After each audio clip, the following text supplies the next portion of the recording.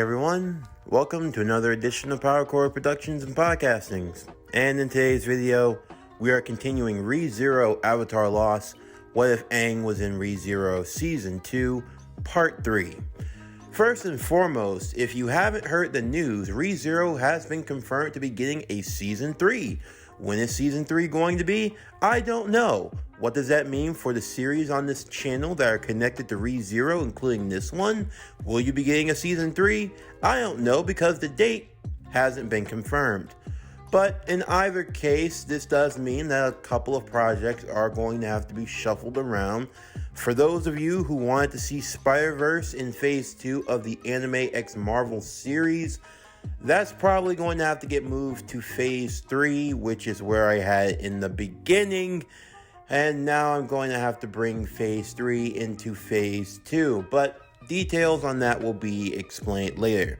Anyway, for today's series, as we continue on into Part 3, there was definitely a lot of dialogue in this series, but I kind of had to tone it down because I am going to be very busy this weekend once again. So I'm going to be trying to get some stuff out to you in the appropriate times. So I'm going to have to cut some corners here and there, but I hope that I did keep the important enough parts and scenes for you guys to enjoy the story. Also, stay tuned later on this evening. We'll be having the opening for Naruto DxD Season 3 and everything else that's to come here on the channel. But anyway, without further ado, let's get into today's video. So as always, sit back, relax, and enjoy the show.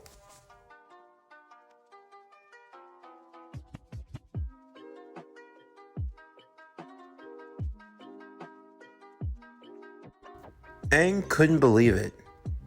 Had he really gotten back? Was he really back home? Had everything he had been through just been a dream?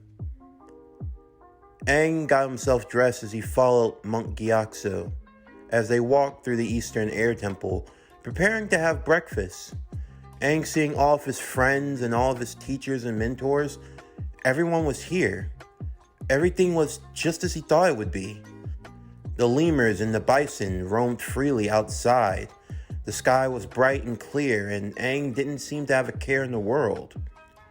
That was until Gyatso asked him how he felt now that he knew the truth, that he was the Avatar. As Aang slowly let everything sink in, he realized that yes, this had been the day, the first day after learning his truth, that he was the Avatar, the next in the cycle. Of course, for Aang, maybe everything truly had been a dream. But in either way, he wasn't really excited about the prospect that lied before him. Gyatso tried to give his student encouragement, but for Aang it wasn't as easy as he thought it would. And even still, what if this was only just a dream? Gyatso would look to his student and ask what troubled him. Aang trying desperately to explain his situation. At the best, the only thing he could say was that he wasn't sure about the road he was going down. He felt conflicted. Sure, being the Avatar was the sacred duty of whomever it was given to, but even still, it wasn't something he wanted. And at the same time, he felt like he was being pulled in every direction. He didn't know where to go. Gyatso would smile. He would encourage his student the way he always had. He reminded him that above anything else, above him being the Avatar, above him being an airbender, he was just Aang, his student. And to a degree, he viewed him like a son. Gyatso pulled Aang into a hug in that moment. He comforted him as he assured him that no matter what, I will always love you. For Aang to hear those words, it moved him greatly. He loved Gyatso. He loved all his brothers and sisters at the Air Temple. He didn't want to see any harm come to them. Aang resolved in his heart that he would do things right. As he met with the temple elders, as they explained that they were going to be letting Aang be taken to another area to be trained, to fulfill his duties as the Avatar. Gyatso was ready to take Aang away, but Aang would stop him. He understood and he was ready to face that trial. Gyatso wanted to protest, but Aang would not allow it. He had ran from his responsibility once. He would not make the same mistake again. As he prepared his things and he prepared to leave, Gyatso would help him with his packing. Before setting off, he would tell Aang to take care of himself. As Aang was set on top of Appa, he looked back one more time. The people of the Eastern Air Temple all standing to see him off. Everyone smiling and waving. Everyone yelling to Aang to do his best and that they'd be here waiting for him. Aang turned one last time as he yelled to them all. "Thank you. I promise I'll be back. I love you all." Everyone would yell to Aang to take care of himself. Aang would nod one final time.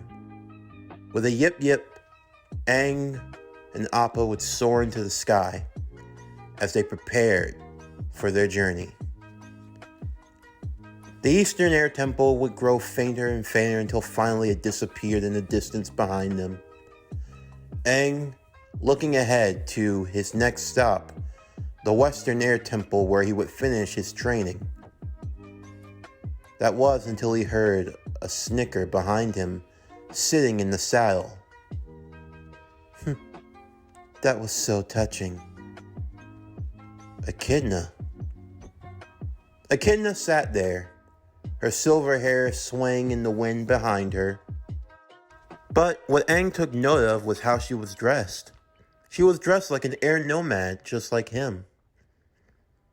You know, I gotta say, you look pretty cute as an air nomad.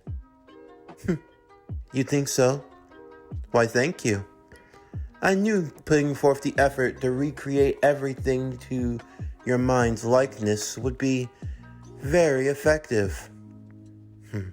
My mind's likeness. But of course, you didn't think this was real, did you? You could have fooled me. This is the first of the 3 trials, Aang. This is the trial for you to confront your past. And I must say, from everything I've seen, I believe you have passed the first trial. Is that right? Yes. It was quite touching for you to come to your conclusion. Although, I can't help but ask, have you truly faced your past and everything that's come with it? What do you mean? I mean, be honest with yourself. Had you stayed, is this truly what you think you would have done? Sure, you didn't run away this time. But even still, do you really think this changes anything? All the pleasantries, the farewells, the goodbyes, the I love yous. How do you know that they are real, Aang? How do you know that this isn't simply your way of coping? Your mind creating an out for you? It would be so convenient for you to believe that this is what everyone thinks of you. It's so convenient to hold out hope that they're all alive when you yourself know the truth, that there are none of them left. How can you be so sure that Gyatso would still love you? That's enough, Echidna. Say whatever you want about me, but I'm happy with how things ended here. I got to say my goodbyes, and I got to handle myself a lot better than I had any right to. Everything that happened there, it was real to me. Honestly, I expected a lot worse. But the fact that Gyatso could still love me in every way and accept me for who I am, that's the Gyatso I know. My master was larger than life, Greater than anything I could ever even think of imagining, and I know it's greater than yours. So don't sell them short. Well then, if that's how you feel, then your trial is truly over. I look forward to seeing how you handle what happens next. Sorry to disappoint you, but I'm not going to be the one that finishes your trials. Oh, really? Yeah. I have faith that Amelia can be the one that will free the sanctuary. This is her destiny, isn't it? Her destiny? Or a destiny that was thrown upon her? In all honesty, you give that girl way too much credit. I don't think she can confront her past as well as you do. But if you want to have faith in her, then by all means. Goodbye for now, Avatar Aang. I hope, no, I know, I will see you again. With that, Aang would awaken inside of the sanctuary to find Amelia lying on the ground next to him. She seemed as though she were caught in a nightmare as she awoke and found herself in Aang's arms. She had failed her trial, and now she had to rest. Aang would speak with Ram, Otto, and Garfield once they returned back to the lodge to try to figure out their next move. Otto had the idea of having those who could pass through and out the barrier without worry take the others that couldn't. However, the small girl that Aang had seen before reemerged, a girl with long pink hair dressed in a black cloak, her name being Ryuzu, Bilma. She would arrive and explain that Otto's idea could work, although it would only result in those who couldn't pass through already losing their souls, the barrier pretty much pulling the soul out of the body in the process. However, Ryuzu would look to Aang in that moment. I sense in you something different. Me? Yes. Your connection to the spirits itself. It's beyond anything that I have ever felt before. Are you a spirits arts user? I've been told that. You could say I have a connection to the spirits in a way of sorts. But it's not just that. It's also your soul. I sense not one soul in you, but many souls. Many souls, Garfield would say. So what? Is he like a soul collector or something? No, Gar. He is but one soul, but he feels as though he is a soul that has lived over many lives. What? He's been reborn? Aang would briefly explain to them what they were sensing in that moment. Of course, they had never heard of the Avatar. That didn't exist in this world. But even still, Ryuzu could sense that what Aang was saying had to be the truth. She felt multiple life forms inside of Aang, all intertwined, enrolled all at once. Aang was himself, yes, but it was like Aang had lived again and again and again, but yet as someone different, yet the same. You could say Aang was like a living contradiction. Aang was like the living embodiment of looking to the left and to the right. It was something that shouldn't exist, that shouldn't be, but yet it was. This left them to wonder many things, the main of their focus being, what were they going to do in the meantime? If Aang could take on the trials, then maybe he could be the one to free the sanctuary. However, Aang still wanted to have faith that Amelia could be the one to do so. For now, they would leave it in her hands, and Aang would simply help out wherever he could. Of course, Amelia would hope to take the trial again. However, it would result in her failing. Not being sure of what was going on or what the matter could be, Aang knew that there was only one person he could speak to, Roswald. As Aang would arrive to his room in that night, Both he and Ron would be sitting there as if they were waiting for him. Aang was very cautious as Roswaal spoke, because there was so much he didn't understand, but yet he needed to know. For starters, why was everything happening the way that it was? What had Roswaal been doing this whole time? I mean, for starters, there was the witch cultists. That had to be addressed. If Roswaal knew that there was danger coming to the manor, then why did he just leave so suddenly? Why did he leave things to them? Why did he leave things to chance? My Aang, I believe you do not fully understand the situation. I left things in your care and keeping because I had the utmost confidence in you. If I had taken care of the cultists, I would have received credit, and that won't help Miss Amelia in her campaign to be the next ruler of Lagunica. But if the famed princess herself, with aid from her loyal knight, were capable of doing such a thing, then wouldn't that add to her popularity? And on top of that, you managed to defeat the white whale as well, only adding to your fame. All this was just for credit? Do you have any idea what we all went through? So many lives. Everything that could have been lost. And yet it wasn't lost, now was it? No. It wasn't lost because you were there. I knew you could do it, no matter how many times it took. What? Why did you just... I believe that's enough for the night. I'm going to be taking my leave now. For Aang, there was nothing else he could do. It was a dead end, but for now they had to focus on doing other things.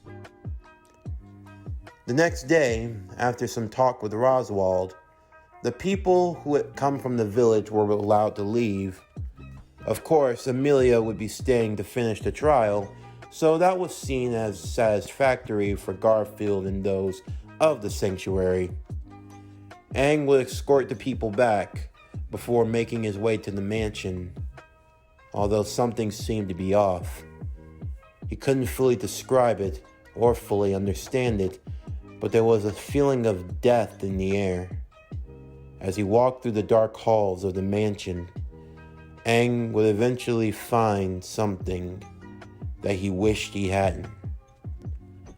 However, within the darkness, he would immediately feel a sharp pain. His shoulder had been stabbed with a blade as he fell. He screamed as the pain shot all through his arm, before quickly his Achilles was slashed as well. The room would be illuminated as a woman would walk in. For Aang, he would use his airbending to blow everything back to create an opening. The light of the setting sun shined, showing the bodies of Frederica, Rem, and Petra. They had been sliced, cut open, and disemboweled. It made Aang sick. As he turned back, he saw basking in the light was Elsa. Hi there. Remember me? Elsa, how are you? Aw, you promised you were gonna show me your entrails. Elsa held out her hand. The entire mansion was surrounded by an army of flame spirits. Aang could sense them all. They were completely surrounded. How had she conjured that many? What was she about to do? Now, feel the embrace of the flame. The spirits would all burst in light, until eventually everything was burnt to the ground. everything on the inside sent to cinder, and nothing would remain.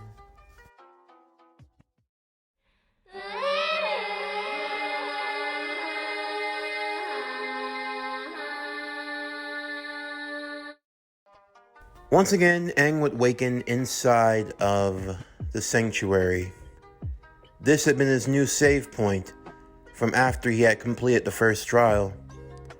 Once getting Amelia to safety, Aang knew he couldn't waste any time. There was the mansion. It was under attack by Elsa for some reason, and he didn't know why. But it didn't really matter. He knew he had to get there. Once he made sure Amelia was safe, he would explain to her that he needed to go back to check on the others. No point in having everyone worry about them at the moment. Aang wouldn't even bother offering to take the trial. The way he saw it, once everyone was safe, he could easily hurry back here and continue helping them out. But right now, he had to make sure that those at the mansion would be taken care of. Upon doing so, as Aang set himself off to leave, Ram would warn him to be careful, to not try to take on everything by himself. And for the most part, Aang wanted to believe her advice, but from his point of view, even if they didn't know it, he was always on his own. However, before he did leave, he would check with Roswald once more. The meeting went about as the same as it had each and every other time, with Roswald only speaking around the issue, and yet at the same time, whenever they made eye contact, he knew more than he was saying. It was like a sick game, and only they were aware of it. All the more, Aang would immediately rush over to the mansion. Riding the ground dragon, it wouldn't take him long to get there, around 1 day's time. When he arrived, he would be greeted at the door by Frederica, along with Rem and Petra as well. He was glad that they were all safe, but he told them that they needed to leave immediately. Of course, the group wasn't sure as to why he would make such a request, but Aang made them promise. After leaving, Aang would quickly move to the mansion to find Beatrice. Once he found her, Beatrice would be surprised that Aang would not knock on the door. How rude of him. But at the same time, she couldn't say that she really cared all that much. In a weird way, she was happy to see him. Aang moved over to Beatrice immediately and told her that they needed to go, that there was danger coming to the mansion. Of course, when she asked just where he planned on taking her, and he told her, Beatrice made it very clear that she could not leave, and she would never go to the sanctuary. It was in that moment Aang would see that Beatrice had a gospel, similar to the one that Betelgeuse had. But why would she have such a thing? What was going on? Aang asked Beatrice and questioned her.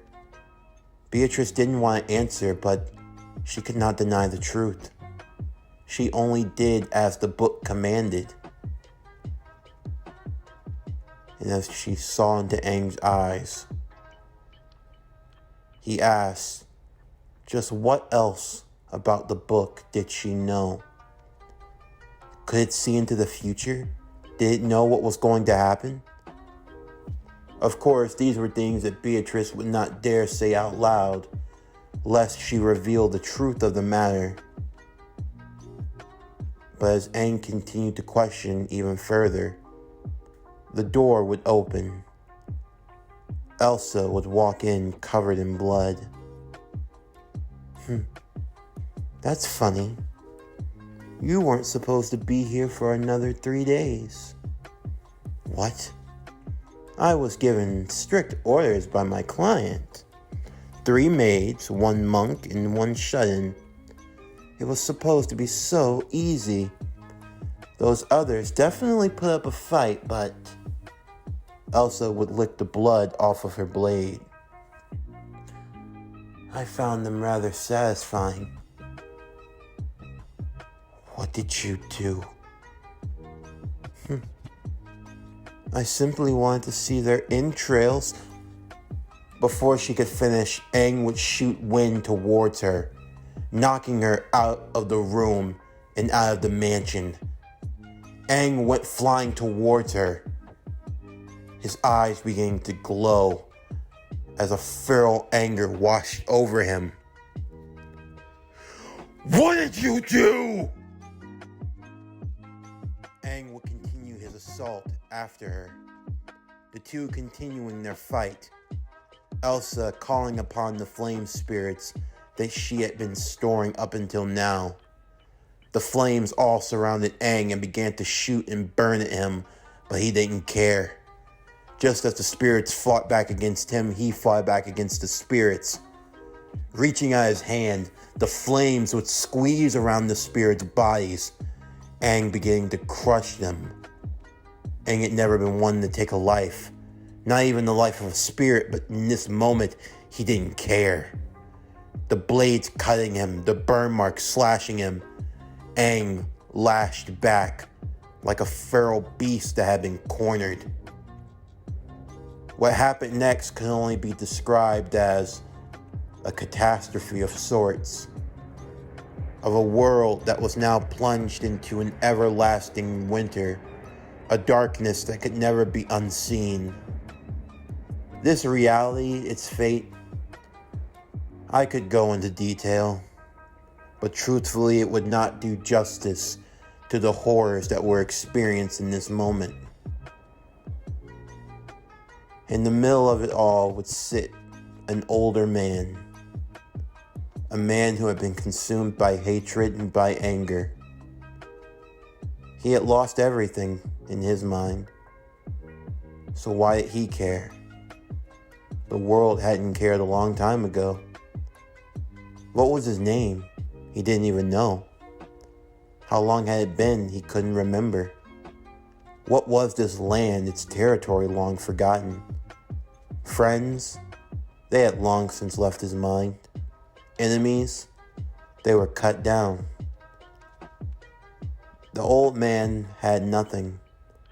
He sat still as a single rabbit hopped towards him. He reached out his hand, and the rabbit bit it off.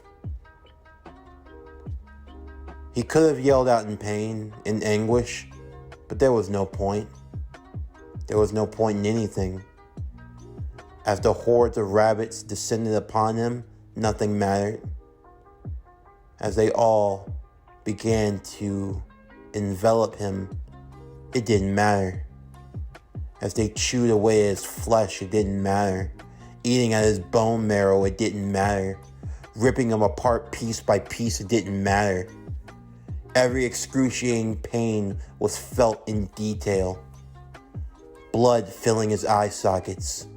The last thing he's seeing was a red sky of darkness as a single rabbit with glowing eyes looked down upon him before biting away at his eyeball and eating into his brain. And with that, there came nothing but silence.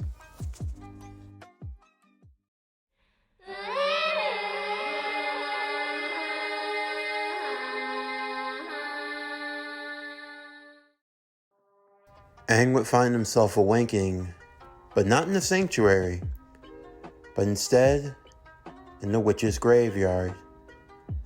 The open meadow of grass, and sitting on a hill, Echidna, at her table with her cookies and tea. Aang would quickly join her at the table, Echidna apologizing for what Aang had to go through. Of course, for Aang, he still couldn't believe that all of this was real. It had to be a nightmare. And Echidna would give her sympathies for everything that he had to go through. His plight in dealing with the Witch of Envy, and why he had been chosen. That was something Aang still couldn't understand. Why had he been chosen? Why him? Echidna would theorize it was probably due to Aang's life force. He was the living embodiment of return by death, because it was in death that the Avatar would return in the cycle of reincarnation. As such, return by death and Aang, they were one and the same to a degree, except when Aang died, he wasn't reborn into another nation because in this world, there was no other nation. There was only him. For Aang, this made a lot of sense. After all, if the Avatar could always return by death, then what if this was just simply the embodiment of it all? Even still, that rabbit, just what the hell was it? Echidna would explain that it was one of the three great maw beasts, something that cannot easily be defeated. They had plagued humanity for over 400 years and was the creation of the Witch of Gluttony, Daphne. Echidna would offer for him to speak with Daphne, as within this graveyard, she could share her body and consciousness with the others so that they could all speak with one another if need be, although she would warn him, if he chose to speak with her, he was not to look at her, touch her, or remove her from her restraints. Of course, with all of these commands, Aang wondered just how bad she could really be. Echidna would attempt to give over control to the Witch of Gluttony. However, Aang would get a different surprise, as the first one to arrive would be a small girl in a blue dress. This was Typhon, the Witch of Pride. If Aang was evil and he could feel pain for his evil deeds, then she would destroy him. Well, thankfully, Aang didn't feel pain. He didn't feel anything. Even when his arm was pulled out of his body, even when he broke and crumbled into pieces like a plate hitting the ground, he felt no pain, but he was in shock. Of course, this would quickly be intervened as Typhon would disappear and a new witch would arrive. A witch that seemed very angry, but angry for love? Her name was Minerva, and she would start punching Aang's crumbled and broken body. But there was no pain behind it. Instead, he was fixed and brought back to be good as new. She warned him that if he did something like this again, then she'd only have to heal him 100 times more severely. Comforting, but also trying to be threatening. She was the Witch of Wrath. Of course, for someone that was wrathful, she was rather helpful. And then finally, inside of a walking coffin, already bound and unable to move, was the witch Daphne, the Witch of Gluttony. But why was she here? Daphne wondered. Why had she been called upon? She was enjoying her rest. Aang would try to explain the situation, but Daphne was more in a hungry mood, hungry for soul. And Aang, he was like an endless buffet. How many times had he been reincarnated? How many lives had he lived? Could he be the one to satisfy her hunger? Aang didn't come here for that.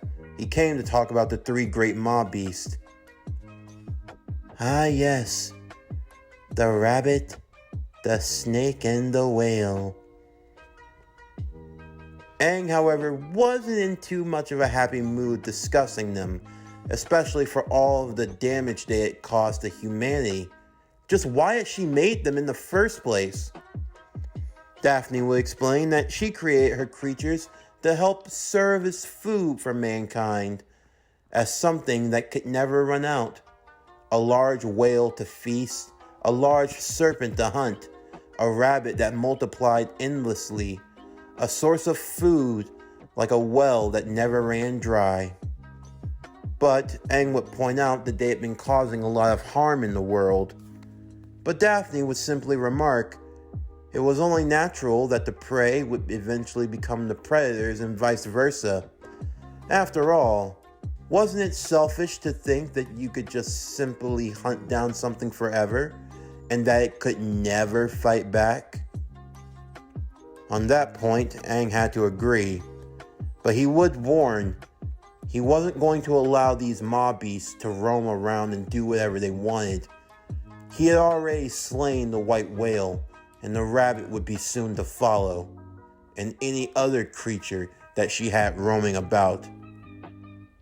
Of course, he wanted to make sure that there wouldn't be any hard feelings, that she wasn't going to try to come and seek revenge on him or something, and Daphne wasn't going to do so. It was only the law of nature after all, kill or be killed. However, she would warn, if he thought that he was capable of defeating her creations, she'd love to see him try it. From that point on, Daphne would disappear, and Echidna would return. Of course, Aang was grateful for the help that Echidna had given him, but even still, he kind of found the other witches unsettling, although surprisingly enough, Echidna was the most normal out of them all. Echidna found this to be pleasant. She wasn't sure if Aang was just messing with her or if he was serious, but one thing was for sure, he had a thing for communicating with witches rather well. She chalked it up to him being in tune with the spirits. It seemed to suit him in that regard. From that point on, Aang would bid Echidna farewell. He couldn't stay here any longer. There were still other things he needed to attend to at the moment. And yet, even still, Echidna would offer him a warning, not to trust the Witch of Envy. As she said this, Aang would awaken inside of the sanctuary, only to find that the ground itself was being swallowed by a never-ending darkness. He would find Garfield, who was jumping rooftop to rooftop as he joined them. Garfield having no idea what had happened, only that all of this just suddenly seemed to occur. Everyone was being swallowed up by the darkness. Aang now had no clue what was going on or what was happening. That was until the two of them saw a figure, a woman dressed in black. As she looked to the two of them, her gaze specifically falling upon Aang, she would simply say, "I love you." Hearing those words coming from that individual, it made Aang sick. The Witch of Envy, love, putting him through everything she had, toying with him. This wasn't love. This couldn't be anything close to love. It was far from it. He rejected this notion of love. There was no way that anyone who could do such things could even dare to say it was anything else. I must say, love makes people do crazy things. Both Garfield and Aang would turn to see Roswald standing behind them, bandaged from head to toe, but still walking just fine. What the hell are you doing out of bed? I thought you could hardly... Before Garfield could finish, Roswald had stuck his hand through his chest, holding his heart on the other side, killing him instantly as he fell to the ground. Aang was in disbelief. Roswald, why did you... Safe to say, but everything is pointless now. Roswald, why are you... Don't! Roswald walked slowly to the darkness as it crept closer to him. It seems everything is coming to an end, and the trial hasn't even been completed. Roswald looked back to Aang with a smile. If you wish to walk through hell, then I will gladly accompany you.